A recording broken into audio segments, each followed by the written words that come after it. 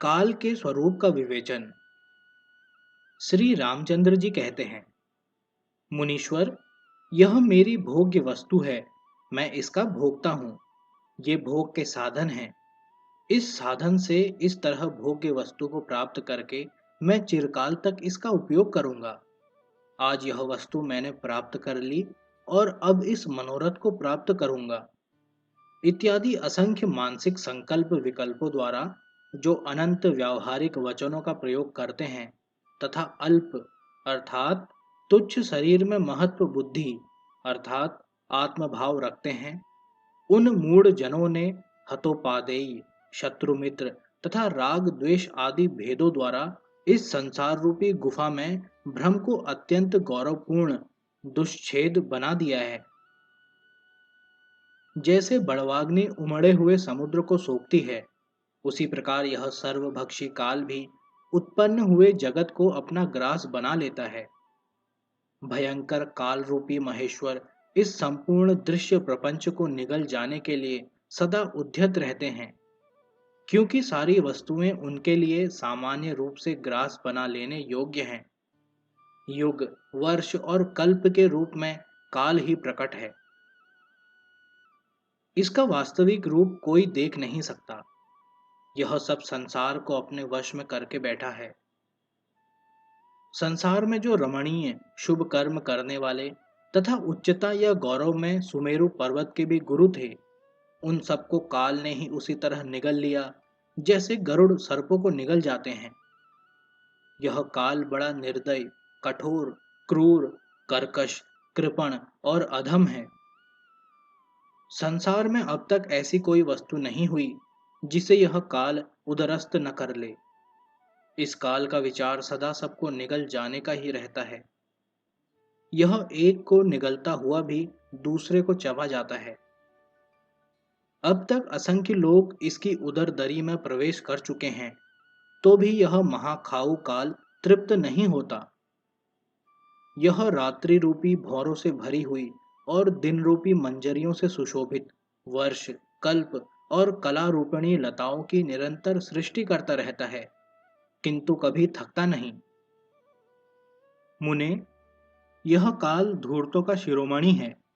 इसे कितना ही तोड़ा जाए, टूटता नहीं।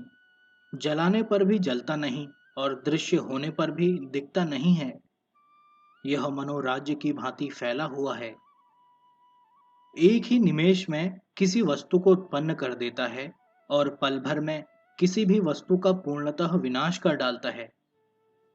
काल केवल अपना ही पेट भरने में संलग्न रहने के कारण तिनका, धूल, इंद्र, सुमेरु, पत्ता और समुद्र सबको अपने अधीन करने निगल जाने के लिए उद्यत रहता है। केवल इस काल में ही पर्याप्त क्रूरता भरी है। लोग भी इसी के भीतर डेरा डाले हुए हैं। सारा का सारा दुर्भाग्य भी इसी में निवास करता है तथा दुस्सह चपलता भी इसी में उपलब्ध होती है। यह काल महाकल्प नामक वृक्षों से देवता, मनुष्य और असुर आदि प्राणी समूह रूपी फलों के भारों को गिराता हुआ सा खड़ा है। सैकड़ों महाकल्प बीत जाने पर भी यह काल न तो खिन्न होता है, न किसी के द्वारा समादृत होता है, न कहीं आता है न जाता है, न अस्त होता है और न इसका उदय ही होता है। यौवन रूपी कमलिनी को संकुचित करने के लिए यह चंद्रमा के समान है। आयु रूपी गजराज का मस्तक विदीर्ण करने के लिए सिंह के सदृश है। इस संसार में तुच्छ या महान कोई ऐसी वस्तु नहीं है जिसे यह काल रूपी चोर चुरा न ले जाता हो। यह काल ही व्यावहारिक अवस्था में संसार का कर्ता, भोक्ता, संहार करने वाला और स्मरण करता आदि सभी पदों पर प्रतिष्ठित होता है। किसी ने भी बुद्धि कौशल द्वारा इस काल के रहस्य का निश्चय नहीं किया है। पुण्य और पाप के फल भोग के अनुसार सुंदर और कुरूप रूप धारण करने वाले समस्त शरीरों को काल ही उत्पन्न करता, काल ही उनकी रक्षा करता और काल ही सहसा उनका संहार कर देता है। इस प्रकार इस जगत में सर्वत्र काल का विलास देखा जाता है। मनुष्यों में तो काल का बल प्रसिद्ध ही है। इस काल की पत्नी है चंडी, अर्थात अत्यंत कोपवती कालरात्रि, जो बड़ी चतुराई से चलती है। इसे काल ने संसार रूपी वन में विहार करने के लिए नियुक्त किया है। इसके साथ सारी मातृकाएं, अर्थात डाकिनी शाकिनी आदि रहती हैं। यह कालरात्रि बाघिन के समान प्राणी समूह का विनाश करने वाली है।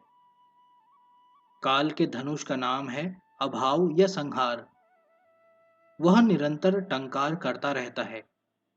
उससे दुखरूपी बाणों की झड़ी लगी ही रहती है। वह धनुष सब ओर स्फुरित होता रहता है।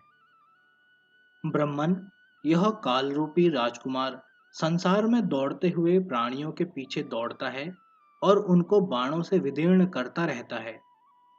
इस काल से बढ़कर शक्तिशाली दूसरा कोई नहीं है।